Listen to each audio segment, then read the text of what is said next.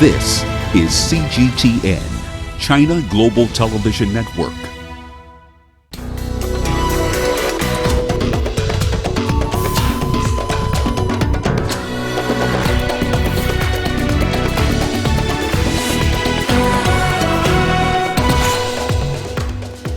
Sudan's military and opposition agree on a transitional power structure. Women in South Sudan push for equality and justice in the aftermath of a prolonged conflict. And the UN strongly condemns the Burkina Faso attack and calls for justice. Hello and a very warm welcome to Africa Live on CGTN. I'm Lindy Mtongana in Nairobi. Also coming up this hour. In business, Zimbabwe rolls out an 8-hour power rationing plan, the worst in years. And in sports, we bring you the latest from the women's action at the Fencing World Cup in Tunis. Well, let's start the program in Sudan's capital, Khartoum, where the military council and opposition groups say they've agreed to a power structure for the country's transition following the ousting of President Omar al-Bashir last month. CGTN's Laura Walubengu has more on this developing story. Sudan's military council and opposition groups have been deadlocked in talks about the transitional leadership of the country. They have agreed to a power structure, but have yet to decide how long it will last or the makeup of the transitional bodies. We discussed the structure of the transitional authority, and we agreed on the ruling system during the transitional period. We also discussed the tasks and the power of the three governing levels: the sovereign level, the executive level, and the legislative level. And we totally agreed on this. We will continue discussing on Tuesday the participation percentage for the sovereign level, the legislative council, and furthermore we'll discuss also the transitional period that we proposed for 2 years, as our brothers of the Declaration of Freedom and Change Forces propose for it to be 4 years. Negotiations resumed on Monday. The ruling military council has renewed efforts to find common ground on forming a transitional government. The two sides are divided over what role the military, dominated by al-Bashir appointees, should play in the transitional period. An alliance made up of protest and opposition groups demand a full transfer of power to a civilian government during this time. The negotiation was concerning the authoritative body structure, and we have reached an accord to have a civil, sovereign and ceremonial leadership. The executive branch will have an executive role and the legislative branches will have a legislative role. The military seeks a 2-year transitional period during which army generals would retain most of the power. Laura Walubengu, CGTN. Now, violence has flared in the capital of Sudan, Khartoum, late on Monday, and at least 5 demonstrators and 1 soldier were killed in that violence. The flare-up came as the Prosecutor General's office made a statement regarding former President Omar al-Bashir being charged over the killings of protesters during mass demonstrations that led to the end of his 30-year rule in April. Now, those killed were at a sit-in outside the army headquarters in Khartoum. This is where thousands of protesters have remained camped for weeks, demanding that the army generals who took power after toppling al-Bashir step down. The Transitional Military Council that is ruling Sudan at the moment has accused supporters of the former regime of inciting violence.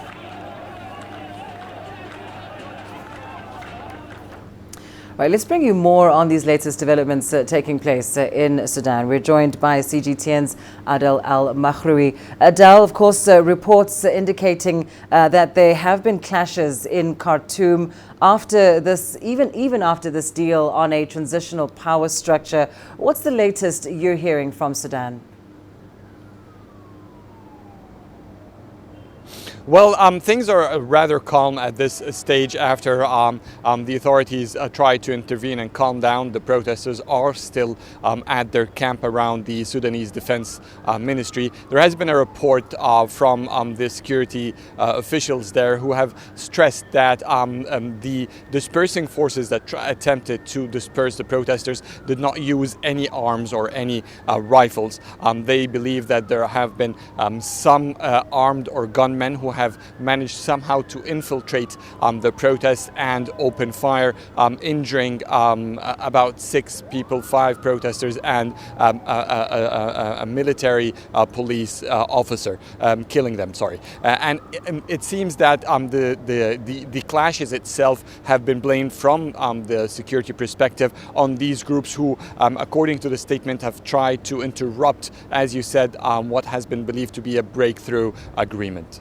And indeed, tell us more about the response to this, breakthrough agreement, as you've termed it. Are protesters, are the opposition parties, are they open to accepting fully this negotiated transitional power structure? Well, despite the acceptance of that agreement, there still seems to be some skepticism among the protesting powers about the intentions of the military institution to lead a transition that would, at the end, hand over the leadership of Sudan to a civilian government. But, however, it seems that the agreement was accepted by key powers or influential powers among the opposition factions, that it will be given the green light and will proceed forward. There are still some negotiations about the magnitude of representation or the percentage of representation of the military officers into the 3 governing bodies that will be leading Sudan's transition into a new cabinet, parliament and presidency. Still, that will and might be a point that will trigger some negotiations and maybe disputes. But it is still a major step that at least there is a basic acceptance from all parties on the formation and giving some representation to the military, even if it's not a dominating presence. Thank you so much, Adel Al-Maghrabi, joining us there live from Cairo. Now, let's turn to the latest developments in Libya. The European Union has warned that Khalifa Haftar's offensive against Tripoli represents a threat to international peace. The bloc called for all sides in the conflict to put down their arms and to commit to peace talks.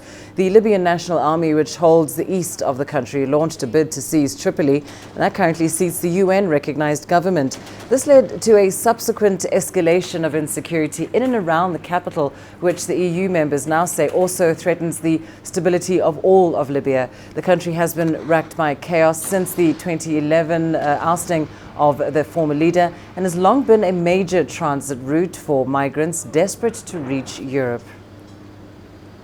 The LNA military attack on Tripoli and the subsequent escalation in and around the capital constitutes a very serious threat to international peace and security. On the European Union side, on the member states of the European Union side, there's full determination to do all we can, as I said, with all our instruments, to implement at full our part of the nuclear agreement, as long as Iran remains compliant with their part. South Sudan's President Salva Kiir is expected to address the nation from the Transitional National Legislative Assembly today. The Speaker of the Assembly, Anthony Mtongana, made the announcement on state television on Tuesday evening. Kiir's address now comes days after saying the formation of a unity government should be delayed by at least a year, rejecting a 6-month delay from former rebel leader Riek Machar. Salva Kiir now claims the rainy season, which is about to start, will make it hard to accomplish the integration of their forces within a time period of 6 months. He also says the government has been unable to disarm, house, train and integrate the country's various forces since the deal was signed. The parties had agreed to extend the pre-transitional period by an additional 6 months from the 12th of May. Well, let's get you more on this now. We're joined by CGTN's Patrick Oyet on the line with us from Juba. Patrick, President Kiir saying he'll address MPs in Parliament today. What are some of the key issues that he is likely to discuss? Yes, Lindy, he has just actually finished addressing the parliament now, so he has already spoken. He talked about two major issues. One, of course, is the issue of the economy, and the issue that many people are paying much attention to was, of course, the issue of the peace deal implementation. He said that the peace agreement is what is holding this country together. He says that the South Sudan now is at a crossroads, and that is either to implement the peace deal and have a lasting peace in the country, or to slide back to war. He says he is for the peace deal implementation. He also, of course, brought up the issue of the extension of the formation of the unity government. Again, he says he still thinks that the 6 months is not time enough for the reforms to be carried out. He says, as you rightly mentioned, that this is now the rainy season. Rainy season has begun in South Sudan. It would be very difficult to move military equipment, to move the troops to the location where they are supposed to be, to move medicines, to move food to those who would be set up in the camp. So it would be very, very difficult to complete these reforms within 6 months and form a government. But he says he is open for anything. If that is done, he is ready to form a government. He also has called on opposition leaders such as Riek Machar to return home. He says he has forgiven them, and he also asked them to forgive him, return home, and work together, because he says, in as much as he is for peace, he alone cannot bring peace in the current setting of South Sudan. So, yes, he has addressed the parliament, and those are the issues he has raised. As you say, he's still insisting that 6 months is not enough. Meanwhile, IGAD is standing its ground, saying that it stands by this extension of negotiations over the future of South Sudan. So how is the president going to deal with this extension issue? Yes, the IGAD and the African Union and the UN are, of course, saying there should be no further extension of the pre-interim period. The government should be formed exactly 6 months from this month. That is scheduled to be in November. A new government should be in place so that the people of South Sudan can start having at least the dividends of peace. Those who are in the refugee camps and come back home. So President Kiir is saying he is open, and if they are able to reform the security sector and all the other articles that are stipulated in the agreement, once they are able to finish them, then he is ready for formation of the government. And one other thing that the UN has also said is that they are ready to support the peace deal. They are ready to support the peace deal not only by word of mouth, but even materially. They are ready to support. They are also ready to provide technical support to the peace deal institutions so that the process is speeded up and a unity government is formed. Patrick Oyed, thank you so much for bringing us up to speed there, joining us on the line from Juba. Now, staying in South Sudan, the UN peacekeeping chief, Jean-Pierre Lacroix, is in the country and has met with a women's group to discuss their role in the implementation of the peace agreement. Women and girls have borne the brunt of the 6-year-long conflict in South Sudan. Thousands of women in South Sudan have experienced the threat or reality of abduction, rape, deprivation, displacement, and death. We don't have supporters to support us of doing it. For example, like the dissemination of the peace agreement, as I said before, will be good for the women of South Sudan to do so with the civil society together, because we are the majority and we are the one affected by the war. We have no any interest for war. Our interest is to have peace in the nation. Women say it is time for real action from the country's leaders and the international community to make the promise of peace a reality. During our interaction, specifically with the President, but also with all stakeholders, the issue of empowering women, the issue of inclusivity, the issue of protecting women, the issue of gender-based violence is at the heart of our action. And I can assure you that we in the African Union are taking very seriously these issues. The formation of a new transitional government has been delayed by 6 months. This is in an attempt to resolve outstanding issues, including the unification of armed forces and formation of new states. If nothing happens within the next 6 months, we will be in the same situation as we are today. In fact, we think that if nothing happens, the situation would deteriorate 6 months from now if nothing happens. So it's quite critical to really do our best. Women's groups are demanding parties also live up to their commitment to implement a 35% quota for them in the armed forces and the new government. They also want to see justice for the crimes they have suffered. Women have suffered a lot, and it's good that South Sudan women are very resilient and they are really moving on to overcome this kind of conflicts. They suffer from sexual conflicts, they suffer from traditional beliefs, because we believed, Africans in general, especially in South Sudan, tradition doesn't allow women to take up some of the professions. They think that it's male, originated, and it should be male dominated. Like, for example, in our forces, and the percentage of women is well below 10%. South Sudan's women are disappointed by the delay in the political processes in the country.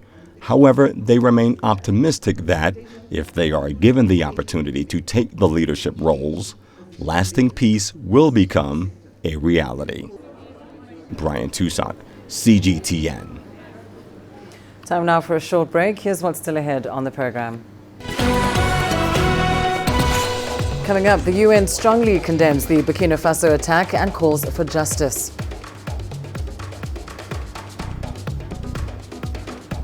And the Sahel region comes under scrutiny in Europe's Foreign Affairs Council meeting.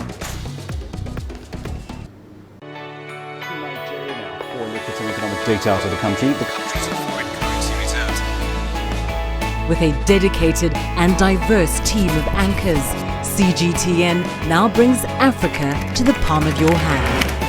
I'm Perina Karibe in the heart of Nairobi, which is bustling. From everyday heroes to the continent's most powerful figures, we bring their voices to you. We haven't changed. And this is something most of us are very excited about. We bring you news that's changing perspectives. I'm reporting from Nairobi City Center. News that brings Africa to the world.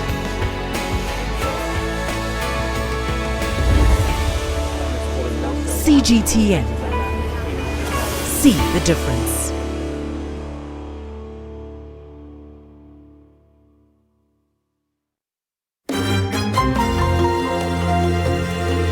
Africa Live. Find your voice.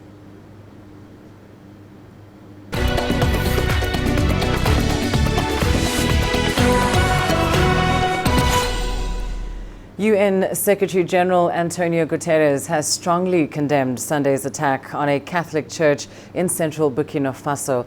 At least 6 people were killed in that attack, including a priest, after gunmen stormed the church in Dablo. The attackers then burned the church. In a statement, Guterres called for calmness, unity, and an end to religious violence. Burkina Faso has been battling a surge in attacks from Islamist militants since 2016. A similar attack on a Protestant church took place last month, and that left a priest and 4 worshippers dead. The Secretary General conveys the solidarity of the United Nations to the government and people of Burkina Faso in this difficult moment for the nation. He urges all citizens of Burkina Faso to stand firmly with one another across communities and not to succumb to efforts to sow discord and breed further violence. The UN stands ready to assist in any way it can. Now, staying with security matters, France has held a commemoration ceremony for 2 soldiers killed during a raid rescue in the Sahel region last week. Cédric de Pierrepont and Alain Bertoncello were honored in a ceremony at the Invalids Military Complex in Paris, led by President Emmanuel Macron. They died while rescuing tourists, including 2 French hostages, a South Korean and an American citizen, in that operation in Burkina Faso.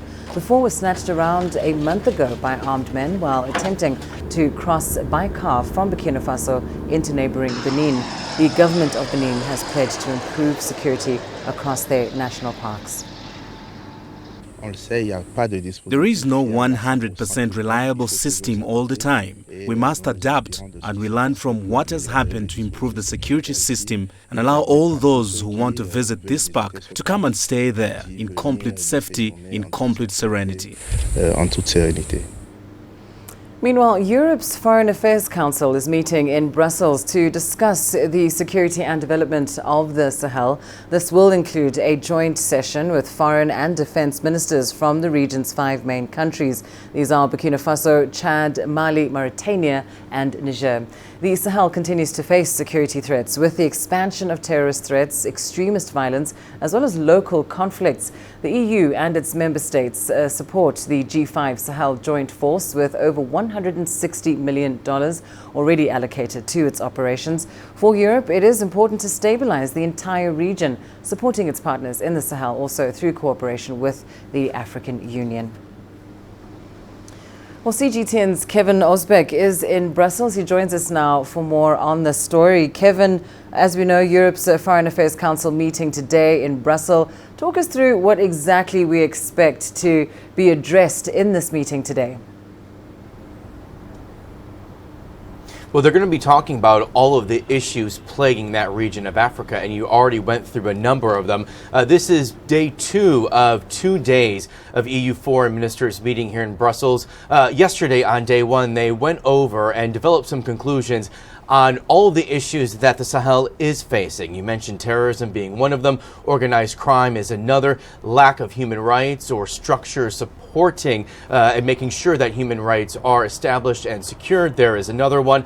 All of this then plays into the fact that there is a fairly large number of people fleeing that region to this day and still trying to make it to Europe. For years now, the EU has been struggling to deal with the migration crisis. That's still not over just yet. And as you know, whenever there is a boat of migrants trying to dock at one of the various EU ports, it can create some issues among EU member states and really make some diplomacy issues tricky among EU countries. So that's why this is a region so closely watched by the EU. Yeah, no, it's very clear, of course, that the EU is invested in the security of the Sahel region. As you say, it's a 2-day meeting. It wraps up today. What kind of resolutions, though, are likely to emerge from this meeting in Brussels? Well, we could see the EU pledge more money towards that region, but it wouldn't simply be, or most likely it wouldn't simply be just some sort of lump sum of money that those countries can do whatever they would like to. For the past few years, the EU has really restructured how it gives aid and money to Africa, specifically this region, because it's one of the regions most closely related to the politics here in Europe. And what the EU is trying to do is support programs in that region through funding that, say, for example, would create jobs for young women or help aid entrepreneurs in the region. All of it is aimed at creating jobs and prosperity in the region, because if you do that, then there's no reason for people en masse to want to leave that region and come to Europe. Yeah, absolutely. Thank you so much, Kevin Osbeck, joining us there live from Brussels. Now, turning to health matters, the month of May is designated as Lupus Awareness Month. And here in Kenya, a group of lupus warriors, comprised of mainly women of childbearing age, organized a march down the streets of Nairobi with the aim of creating more awareness of this autoimmune disease. Here's CGTN's Mohammed Abubakar with the details. Unlike other incurable diseases such as diabetes and cancer, not much is known about the causes, treatment and management of systematic lupus erythematosus, commonly known as lupus. But despite suffering from this potentially deadly disease, these lupus warriors can still afford to laugh and chat away with their friends as they seek to raise awareness about the autoimmune disease. For Wendy Njoki, hers has been a journey of 14 long years. It all began when she occasionally came home from school with body swellings and pain in her body joints. After a bunch of medical tests, she was diagnosed with juvenile idiopathic arthritis. 3 years later, Wendy's condition worsened. She decided to see a rheumatologist, who after several medical examinations broke the news to her that she was suffering from lupus. It is really, really tough, and it can get discouraging sometimes. And I believe that in the end, it's always a story of triumph and of courage and hope. But I think that because we lack so much awareness and so little is known about lupus, then people find it hard to even understand what we're talking about or to empathize with us. And the fact that lupus sometimes does not just come on its own, it comes with what we call overlap diseases. Lupus is an autoimmune disease that emanates from the blood system. With lupus, a person's body defense system produces antibodies that attack the body's own tissues, causing inflammation. The deadly disease can also affect a person's internal organs, such as skin, brain, kidneys, heart, lungs, among others. The disease is 9 times more common in women than in men, and women between 15 and 45 years of age have a high risk of acquiring it. Lupus can also take a heavy toll on the lives of those whose family members, friends or relatives have the disease. It's been hard, especially emotionally.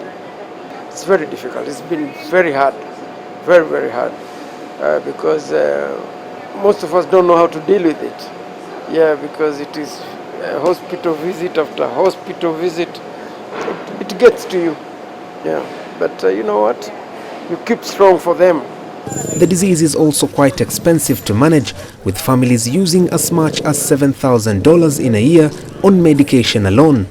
The expenses related to this condition is beyond any ordinary person.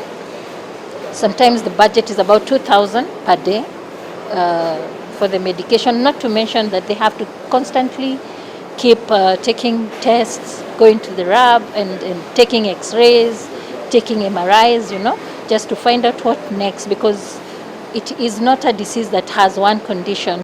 Mohammed Abubakar, CGTN. Now let's turn to the issue of climate change now. Cyclones Idai and Kenneth are raising questions on what Africa is doing to protect the citizens and the environment in terms of future disasters. Both cyclones have been described as the worst weather-related disasters to hit the continent's southern hemisphere.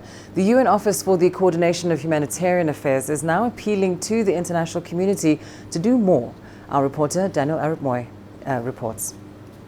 Forest cover in Mozambique is declining as people exploit wood fuel, notably charcoal, and illegal logging.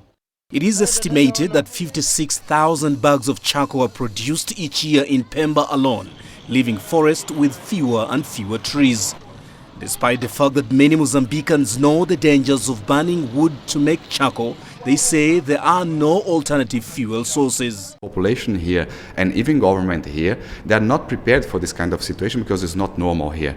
So we have to be prepared from now on. Some of the forest trees cut down are sold on the open market, with many Mozambicans unaware of the dangers caused by deforestation. Authorities are trying to encourage forestry operators to replace the trees they fell, but there is no reforestation program in place. Scientists have associated the cyclones Idai and Kenneth that struck Mozambique to climate change, warning of further destruction unless action is taken to address issues of climate change. The UN Office for the Coordination of Humanitarian Affairs says member states must work together to protect the environment. Of course, we work with the government, we work as United Nations, but it's also a call to the international community and to the member states to do more to avoid this kind of situation, to support countries to mitigate these situations here. Officials say that Africa needs to do more to build climate resilience to counter climate-related hazards such as cyclones. Analysts say that African countries are nowhere near prepared for the new climate change reality, one where dramatic weather events and volatile seasons have grown more frequent. Daniel Arap-Moy, CGTN, Pemba, Mozambique. Ethiopia is one of many African countries that sees a large number of its citizens engage in illegal migration. This continues despite Ethiopia's economy improving and Prime Minister Abiy Ahmed's administration addressing governance issues. CGTN's Girum Chala has more. Ethiopia, East Africa's largest economy and one of the fastest growing in the continent too. Still, the second most populous nation is faced with unstoppable number of illegal migrants who risk their lives in their thousands every day while looking for a greener pasture somewhere else. But why? Part of it is the issue of information. Citizens have to be well informed about what they will face in trying to risk their lives in finding supposedly a better job through illicit brokers and traffickers. So this job, to curb this problem, one has to address the root causes of this issue. Many more thousands have left this country in fear of politically motivated punishments, even death. The government says that is no more a worry. A lot of the push factors before were partly political, and that has been by and large addressed during the past year. A lot of political progress in terms of addressing issues of human rights have been done in the country. What remains is the economic push factor.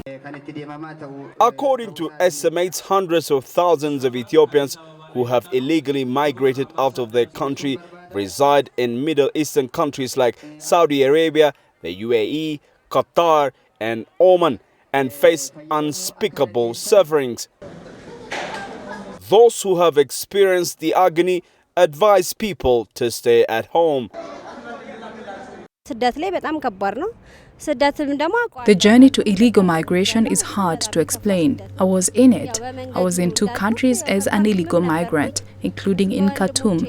Many of my brothers and sisters have perished in the deserts. It's not what people imagine, it's worse. People should explore job opportunities here. It's possible.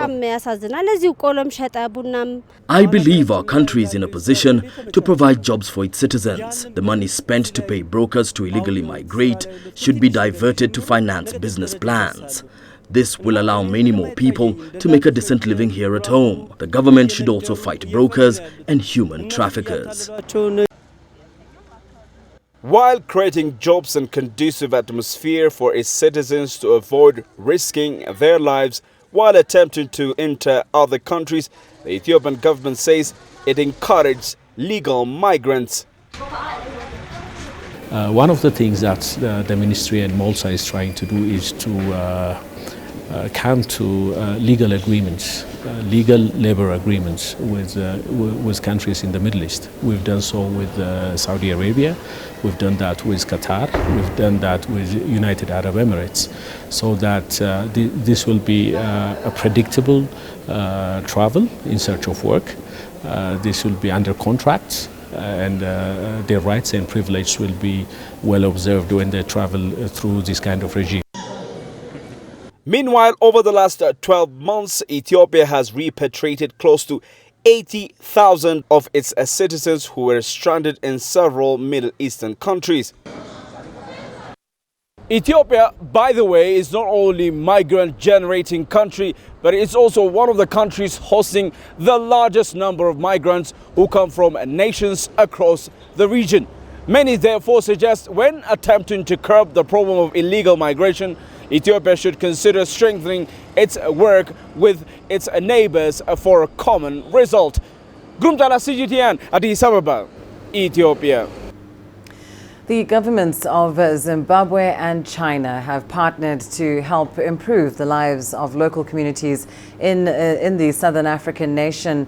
Women, youth and people living with disabilities are the main target. Zimbabwe's First Lady, Auxiliary Mnangagwa, is trying to bridge the gap by expanding access to finances for these groups.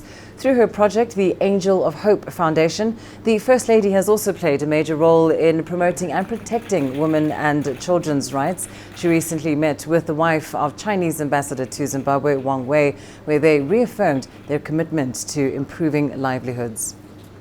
We are very willing to work with the First Lady's The Angel of Hope Foundation to provide support to help local women and children and provide necessary assistance to those in disaster-afflicted areas. I felt very happy that I am talking to a woman, to a mother, and I want to bring her in picture so that she continues working with me and supporting me in all the programs that I'm doing in terms of social work, looking for after the children's homes, the elderly, disabled, and all the vulnerable people in this country. Well, let's take a short break. Here's what's still ahead on the program. Zimbabwe rolls out an 8-hour power rationing plan, the worst in years. And WhatsApp confirms it's been targeted by spyware.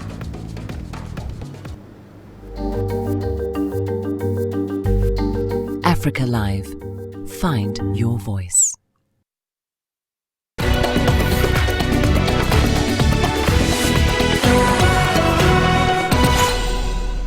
In Zimbabwe, the country's state power utility has imposed the worst rolling blackouts in 3 years. Households and industries in the country will experience no electricity for up to 8 hours every day. The Zimbabwe Electricity Transmission and Distribution Company attributed the power cuts to reduced output at its largest hydro plant and aging coal-fired generators. The chief executive of the Chamber of Mines, Isaac Kwesu, however, called for critical industries like mining to be spared from the blackouts. In the past, some of the big mines have resorted to directly importing electricity from neighboring countries like Mozambique and South Africa. Zimbabwe last experienced such serious blackouts in 2016 following a devastating drought. Now, the global messaging service WhatsApp has admitted a major cybersecurity breach has enabled targeted spyware to be installed on phones through voice calls. The security vulnerability affects both iPhone and Android devices. The vulnerability is a buffer overflow weakness, enabling a malicious code to be inserted into data packets sent during the process of starting a voice call. When the data is received, WhatsApp's internal buffer is forced to overflow, thus overwriting other parts of the app's memory and thus giving control to other applications. WhatsApp is Facebook's flagship messaging application and is lauded for its end-to-end encryption, both for messaging and voice calls. As a result, it has become a standard communication platform for government and security officials in many countries around the world. China has retaliated against the United States for expanding tariffs on Chinese goods. China says it will raise duties on tens of billions of dollars worth of imports from the United States. CGTN's White House correspondent Nathan King has more. From huge tankers of liquefied natural gas to the humble peanut, beef, salmon, flowers and aircraft parts, US exporters will be hit with a hike in tariffs on June 1st. China is raising tariffs on more than 5,000 US products. Some will be tariffed at 25%, up from 10%. Others will be taxed less steeply. But this is the promised response to US moves last week. China's Foreign Minister Wang Yi says China had to retaliate. We think that in these circumstances, it is senseless to unilaterally accuse the other side. Moreover, shuffling off the responsibility onto the other side is unacceptable. Attempts to increase pressure can only cause our legitimate blowback. The steps taken by China are not only a protection of our proper interests, but also a protection of the basic principles of multilateral international trade. China's countermeasures follow the US tariff hike from 10% to 25% on $200 billion worth of Chinese imports. That cast a cloud over last week's trade talks in Washington. And just after the latest Chinese move, the US president didn't just repeat his love for tariffs, which are paid for by US businesses. He announced he's prepared to tariff all remaining Chinese imports. We have the right to do another $325 billion at 25% in additional tariffs. That is a tremendous amount of money that would come into our country. I have not made that decision yet. Both sides have talked about more talks. No dates are set, but the Trump administration has indicated negotiators could head to Beijing soon. And as indicated last week, the US, after the markets closed here in Washington, decided to issue the list of the further $300 billion worth of Chinese products that they could tariff on the future. A list of thousands and thousands of items from food to furniture to pharmaceuticals and beyond. Now, the timetable for that suggests that they could have a decision on tariffing these remaining Chinese imports sometime towards the end of June. That is around the time that US President Trump says that he is set to meet President Xi Jinping of China at the G20 in Osaka, Japan. Nathan King, CGTN at the White House. The Egyptian stock market has reduced its working hours by 2 hours daily to accommodate the Muslim month of Ramadan. However, the holy month is taking its toll on the North African nation as investors move to invest in the more profitable global markets. CGTN's Yasser Hakim has more. The first week of Ramadan has been tough for the stock market, with losses exceeding $2.5 billion. There are external factors for this situation, mainly the trade war between China and the US, as Egypt is one of the markets affected by the instability.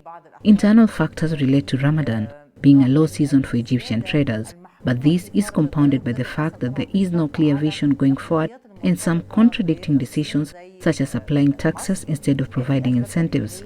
This has scared investors. With the market at its low point, many local investors have moved to invest in the more profitable real estate and gold markets. Experts believe the government should act immediately to encourage investors to return to the stock market. Taxes should be scrapped for it to become an attractive destination for traders again. This is a very important step. IPOs have been delayed, which has harmed the market. There are various successful public banks as well as companies in the oil and gas sectors. They should be floated to revitalize the stock market. It will bring investors back and raise the performance of the AGX. A stamp tax imposed by the government in April was quickly withdrawn after a backlash from investors. Analysts believe the slowdown will continue throughout the month of Ramadan. The best form of investment at the moment is on the medium term. A turnaround could be expected once the new IPOs would be introduced in the stock market before the end of the year. Yas Hakim for CGTN, Cairo. And let's go to South Africa now, where a nano satellite built by students is set to be commercialized in an attempt to combat illegal maritime activities in the country's coastal waters. The ZA-Cube-2 miniaturized satellite was designed and built by engineering students at Cape Town's University of Technology to monitor natural disasters like runaway fires in real time, 24 hours a day from space. CGTN's Travis Andrews has this report. It's been a great few months for the ZA-Cube-2 team. Not only is their nano-satellite successfully orbiting the Earth, but it's also sending back invaluable data for the students to process. The miniaturized CubeSat has, since its launch, rounded the Earth's atmosphere every 92 minutes and sent back images of runaway fires, which are being picked up by its thermal imaging payload. And the advantages of having an eye in the sky has proven to be of great use. So what Z2 was all about was to demonstrate the technology, because currently there wasn't, for South Africa, we don't really have satellites up in space, and just to show the government and the industry that we can do this locally. We do not have to buy the expensive data from other companies, international companies. Now, between monitoring ZA-Cube-2 images and data, they're also working on the commercialization of their nano-satellite program, after receiving a cash injection from the government of more than $1 million. It wants to use locally built nano-satellites to monitor illegal activities like poaching and overfishing along the coast. The Department of Science and Technology has actually given us another contract to build 3 more of these satellites. There's some pirate ships, in the South African exclusive economic zone, and they would like to use this technology to see how many ships are here exactly. The technology employed by the satellites, though, have broad applications, which can be used in various ways. They can also bring down barriers of entry many African countries face when taking on satellite programs. We can provide also training to any other African country, and we can also provide assistance if it's required. the next step is to actually use the technology on a constellation of satellites, but that still needs to be determined. So this point here is... For now, all systems seem nominal aboard ZA-Cube-2 as it orbits 100 kilometers above the Earth. For the students, though, the work doesn't stop there, as the nanosatellite's next incarnation is already taking shape. The new satellites are expected to take to the skies in early 2021. But until then, a lot of work is going into aligning the science of the program with its commercial aspects so that it can be sustainable in the future and open doors to other African countries wanting to pursue space science and technology. Andrew, CGTN, Cape Town. Well, let's take a short break. Here's what's coming up after the break. We're back in South Africa, where the country's Castle of Good Hope is still shaping the country's future.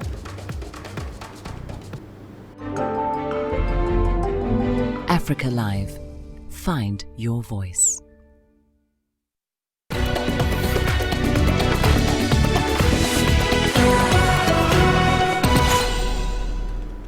South Africa's oldest colonial building still stands today as a testament to the importance of historical moments in shaping the country's future. The Castle of Good Hope in Cape Town is a bastion fort built by the Dutch East India Company in the 17th century to act as a replenishment station for ships passing the treacherous Cape Coast. Today, though, many just call it the castle, and it's as active as it ever has been. But just how long can this historical structure keep on going? CGTN's Travis Andrews once more with this report. Since the 17th century, the Castle of Good Hope has stood as a symbol of what was colonial power, and the history this building must have been witness to. But today in a free and democratic South Africa, the castle is enjoyed for its deep history. After all, it was just here where sentences were handed down to slaves and prisoners. These buildings were the bastions of power of the people who colonized the developing world. So from that point of view, I think the castle is a very important beacon for people to see. And I know there was a time where people said castle must fall, roads must fall, the South African old colonial and apartheid buildings must fall. But we say if we take that away, you take a very important interpretive layer away. Now the castle plays a key part in the city's tourism sector, attracting over 200,000 visitors a year. It hosts music festivals and religious events. It also houses the Cape Town Highlanders Army Regiment, as well as an army museum, which is home to a collection of priceless artifacts, only seen in the history books. The items on display, be it artifacts, weapons, clothing, or artwork basically depicting, well, what the castle, fortification, everything relating to mostly to the VOC who looked like those days, and also, well, the earlier history, the Koinona and the Khoisan. Of course, with so many visitors and so much activity, there are some concerns that the scenes in Paris could play out in the mother city if castle staff are not vigilant, especially when hosting large-scale events. Safety and security is very important, and this is an old building, 362 years old. So the material is compromised, so it's important that when we give access to tourists, that we don't let a repeat of the Notre Dame also coming and visit our shores. And to mitigate against that, the castle relies on its staff and army personnel to put out any dangers, including fires, that could not only destroy the invaluable museum artifacts, but could render the entire castle to the annals of history. For more than 3.5 centuries, the Castle of Good Hope has witnessed history like no other South African monument, including the rise and fall of apartheid and the death of one of the country's greatest sons, former President Nelson Mandela. But it also looks set to take on the next 100. Travis Andrews, CGTN, Cape Town. Well, let's take a short break. Here's what's coming up in your sports news. Still ahead, we bring you the latest from the women's action at the Fencing World Cup in Tunis.